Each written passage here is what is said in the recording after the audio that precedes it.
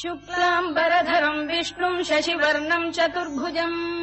प्रसन्नवदनम् ध्यायेत् सर्वविघ्नोपशान्तये व्यासम् वसिष्ठनप्तारम् शक्तेः पौत्रमकल्मषम् पराशरात्मजम् वन्दे शुकतातम् तपोनिधिम् व्यासाय विष्णुरूपाय व्यासरूपाय विष्णवे नमो वै ब्रह्मनिधये वासिष्ठाय नमो नमः अविकाराय शुद्धाय नित्याय परमात्मने सदैकरूपरूपाय विष्णवे सर्वजिष्णवे यस्य स्मरणमात्रेण जन्म संसारबन्धनात् विमुच्यते नमस्तस्मै विष्णवे प्रभविष्णवे ॐ नमो विष्णवे प्रभविष्णवे श्रीवैशम्पायन उवाच श्रुत्वा धर्मानशेषेण पावनानि च सर्वशः युधिष्ठिरः शान्तनवम् पुनरेवाभ्यभाषत युधिष्ठिर उवाच किमेकम् दैवतम् लोके किम् वाप्येकम् परायणम् स्तुवन्तः कङ्कमर्चन्तः प्राप्नुयुर्मानवा शुभम् को धर्मः सर्वधर्माणाम् भवतः परमो मतः किम् जपन्मुच्यते जन्तुर्जन्म संसारबन्धनात् श्रीभीष्म उवाच जगत्प्रभुम् देवदेवमनन्तम् पुरुषोत्तमम् स्तुवन्नाम सहस्रेण पुरुषः सततोत्थितः तमेव चार्चयन्नित्यम् भक्त्या पुरुषमव्ययम् ध्यायम् स्तुवन् नमस्यम् च यजमानस्तमेव च अनादिनिधनम् विष्णुम् सर्वलोकमहेश्वरम् लोकाध्यक्षम् स्तुवन्नित्यम् सर्वदुःखातिगो भवेत् ब्रह्मण्यम् सर्वधर्मज्ञम् लोकानाम् कीर्तिवर्धनम् लोकनाथम् महद्भूतम् सर्वभूतभवोद्भवम् एष मे सर्वधर्माणाम् धर्मोऽधिकतमो मतः यद्भक्त्या पुण्डरीकाक्षम् स्तवैरच्चेन्नरः सदा परमम् यो महत्तेजः परमम् यो महत्तपः परमम् यो महद्ब्रह्म परमम् यः परायणम् पवित्राणाम् पवित्रम् यो मङ्गलानाम् च मङ्गलम् दैवतम् देवतानाम् च भूतानाम् यो व्ययपिता यतः सर्वाणि भूतानि भवन्त्यादियुगागमे यस्मिंश्च प्रलयम् यान्ति पुनरेव युगक्षये तस्य लोकप्रधानस्य जगन्नाथस्य भूपते विष्णोर्नाम सहस्रम् मे शृणु पापभयापहम् यानि नामानि गौणानि विख्यातानि महात्मनः ऋषिभिः परिगीतानि तानि वक्ष्यामि भूतये ऋषिर्नाम्नाम् सहस्रस्य वेदव्यासो महामुनिः छन्दोऽनुष्टुप् तथा देवो भगवान् देवकीसुतः अमृतांशुद्भवो बीजम् शक्तिर्देवकी नन्दनः त्रिसामाहृदयम् तस्य शान्त्यर्थे विनियुज्यते विष्णुम् जिष्णुम् महाविष्णुम् प्रभविष्णुम् महेश्वरम् अनेकरूपदैत्यान्तम् नमामि पुरुषोत्तमम् अस्य श्रीविष्णोर्दिव्यसहस्रनामस्तोत्रमहामन्त्रस्य श्रीवेदव्यासो भगवान् ऋषिः अनुष्टुप्छन्दः श्रीमहाविष्णुः परमात्मा श्रीमन्नारायणो देवता अमृतांशुद्भवो भानुरिति बीजम् देवकी नन्दन श्रेष्ठेति शक्तिः उद्भवः क्षोभणो देव इति परमो मन्त्रः शङ्खबृन्नन्दकी चक्रीति कीलकम् शार्ङ्गधन्वा गदाधर इत्यस्त्रम् रथाङ्गपाणिरक्षोभ्य इति नेत्रम् त्रिसामासामजः सामेति कवचम् आनन्दम् परब्रह्मेति योनिः ऋतुः सुदर्शनकाल इति दिग्बन्धः श्रीविश्वरूप इति ध्यानम् श्रीमहाविष्णुप्रीत्यर्थे सहस्रनाम जपे विनियोगः ध्यानम् क्षीरोदन्वत्प्रदेशे शुचिमणिविलसत्सैकते मौक्तिकानाम् माला क्लुप्तासनस्थस्फटिकमणिनिभैर्मौक्तिकैर्मण्डिताङ्गः शुभ्रैरभ्रैरदभ्रैरुपरि विरचितैर्मुक्तपीयूषवर्षैः आनन्दीन पुनीयादरिनलिन गदा शङ्खपाणिर्मुकुन्दः भूः पादौ यस्य नाभिर्विहदसुरनिलश्चन्द्रसूर्यौ च नेत्रे कर्णावाशा शिरोद्यौर्मुखमपि दहनो यस्य वास्तेयमब्धिः अन्तस्थम् यस्य विश्वम् सुरनरखगो भोगि गन्धर्व दैत्यैः चित्रम् रम्यते तम् त्रिभुवन वपुषम् विष्णुमीशम् नमामि। ॐ नमो भगवते वासुदेवाय। शान्ताकारम् भुजगशयनम् पद्मनाभम् सुरेशम् विश्वाधारम् गगनसदृशम् मेघवर्णम् शुभाङ्गम् लक्ष्मीकान्तम् कमलनयनम् योगिहृद्ध्यानगम्यम् वन्दे विष्णुम् भवभयहरम् सर्वलोकैकनाथम् मेघश्यामम् पीतकौशेयवासम् श्रीवत्साङ्कम् कौस्तुभोद्भासिताङ्गम् पुण्योपेतम् पुण्डरीकायताक्षम् विष्णुम् वन्दे सर्वलोकैकनाथम् नमः समस्तभूतानामादिभूताय भूभृते अनेकरूपरूपाय विष्णवे प्रभविष्णवे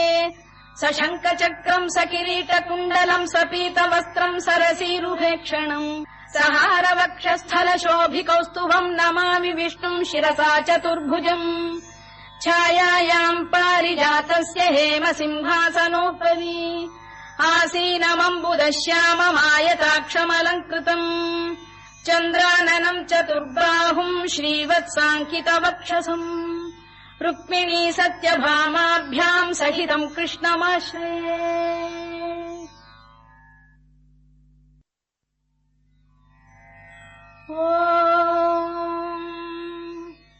विश्वम् विष्णुर्वषत्कारो भूतभव्य भवत्प्रभुः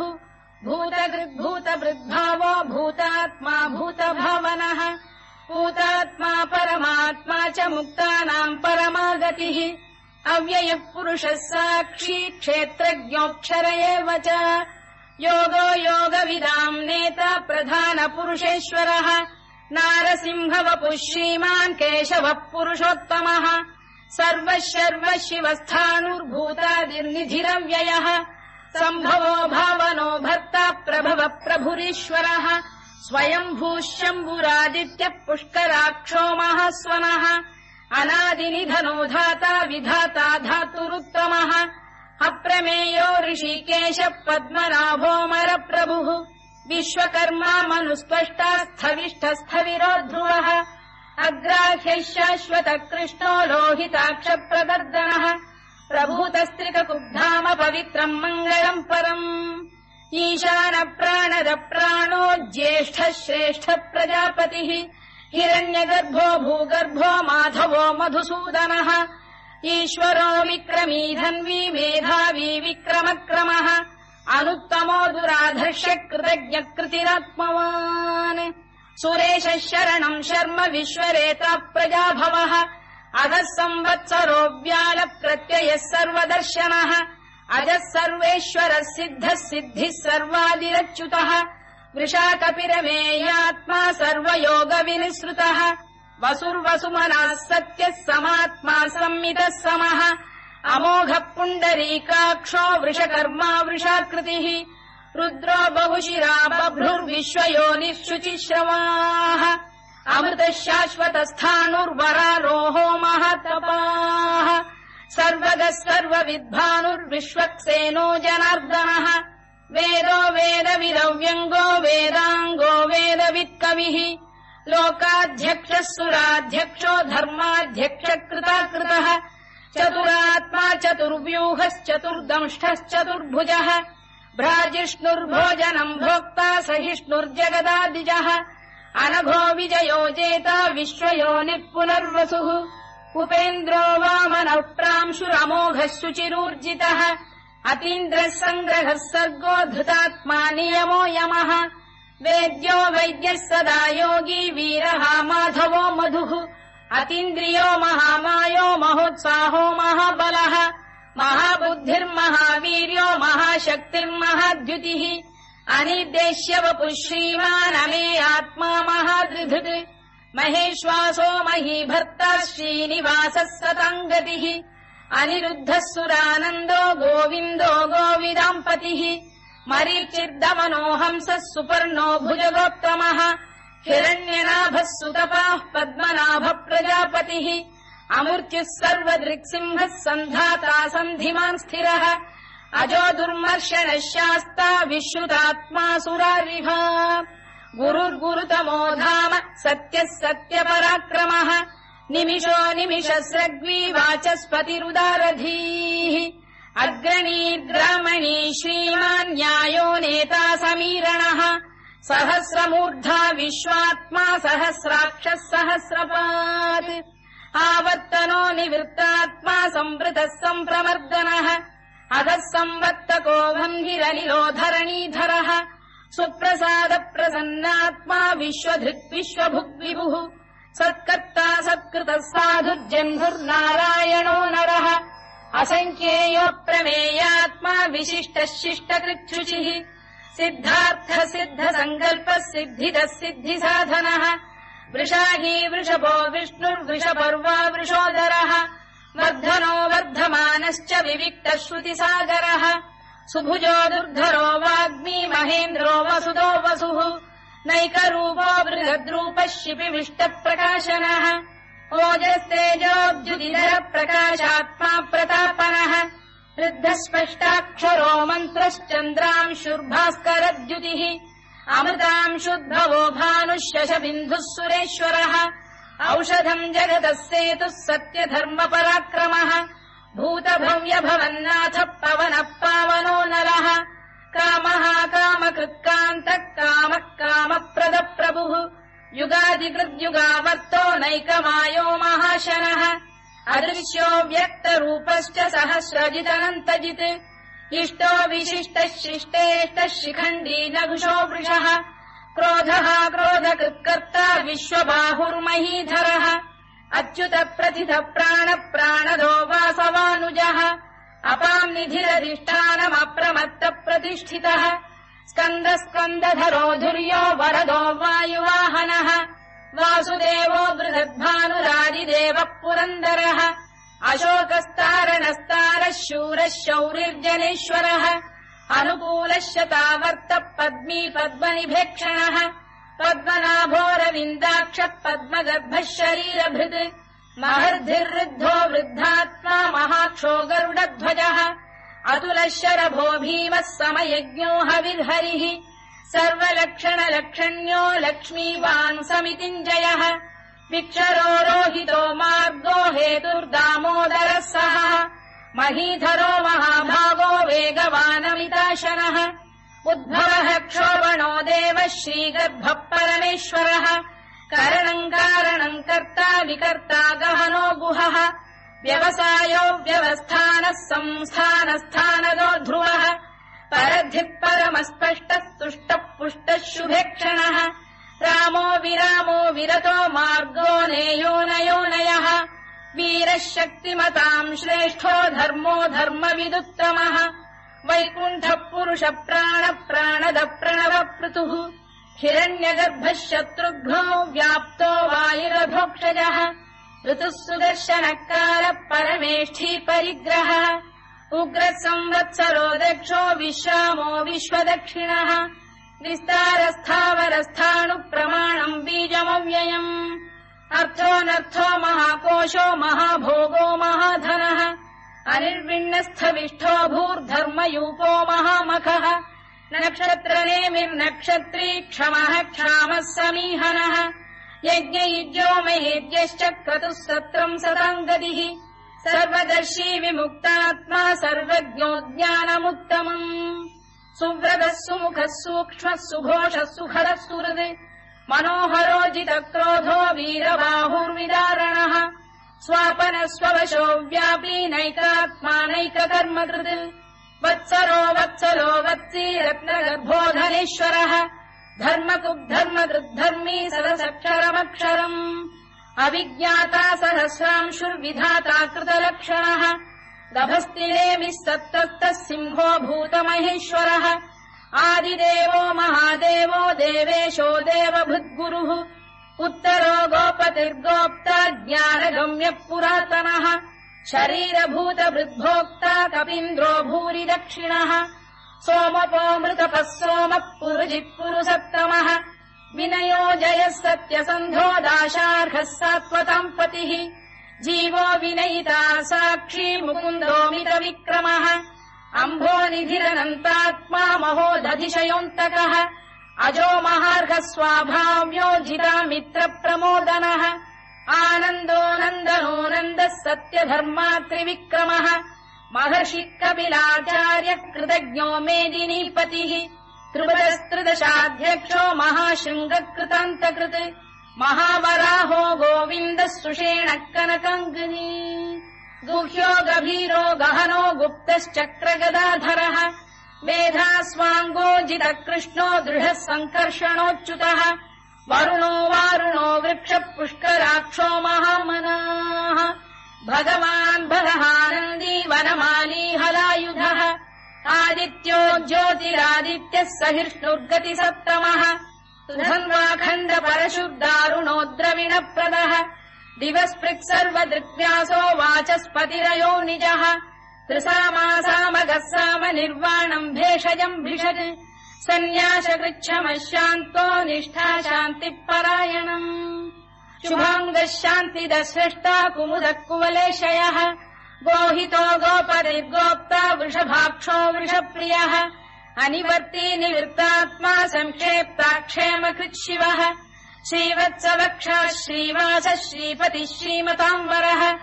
श्रीधः श्रीशः श्रीनिवासः श्रीनिधिः श्रीविभावनः श्रीधर श्रीकर श्रेयः श्रीमान् लोकत्रयाश्रयः स्वक्षस्वङ्गः शतानन्दो नन्दिर्ज्योतिर्गणेश्वरः विजितात्मा विधेयात्मा सत्कीर्तिश्छिन्न संशयः उदीर्णः सर्वतश्चक्षुरनीशः शाश्वतस्थिरः भूषयो भूषणो भूतिर्विशोकः शोकनाशनः अर्चिष्मानर्चितः कुम्भो विशुद्धात्मा विशोधनः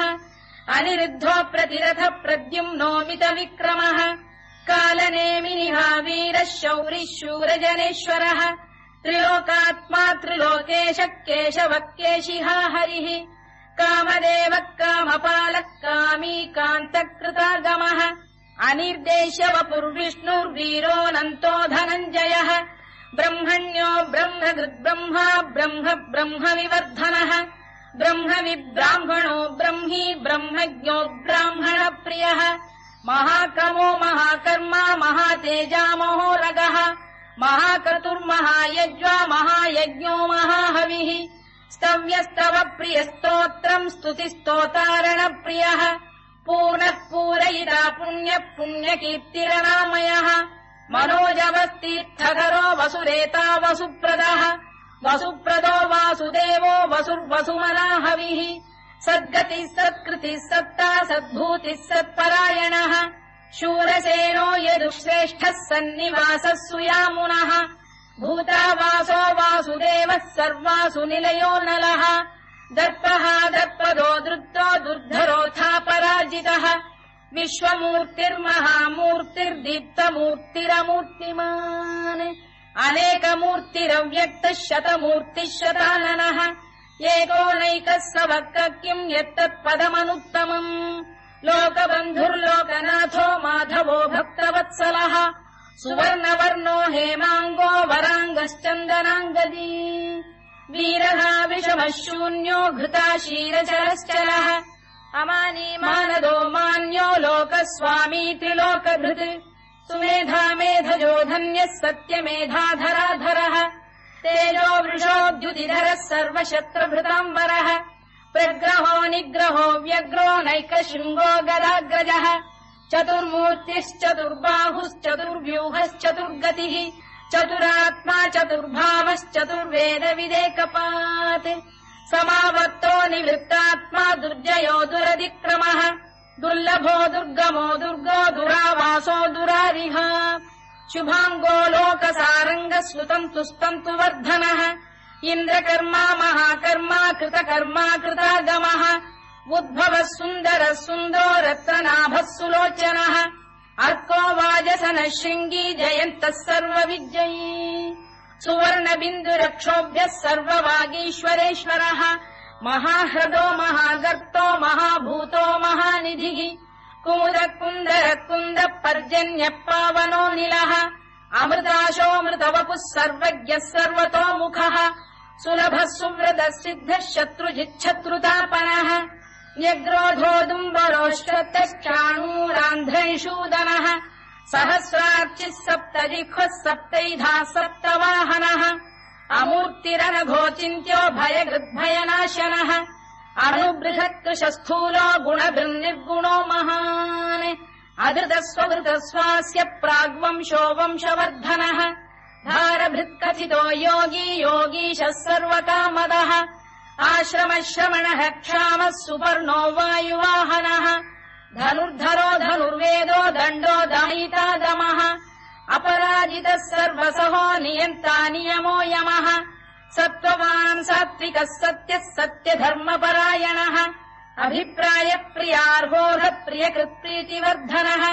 विहाय सगतिर्ज्योतिः सुरुचित्कुतभुग्विभुः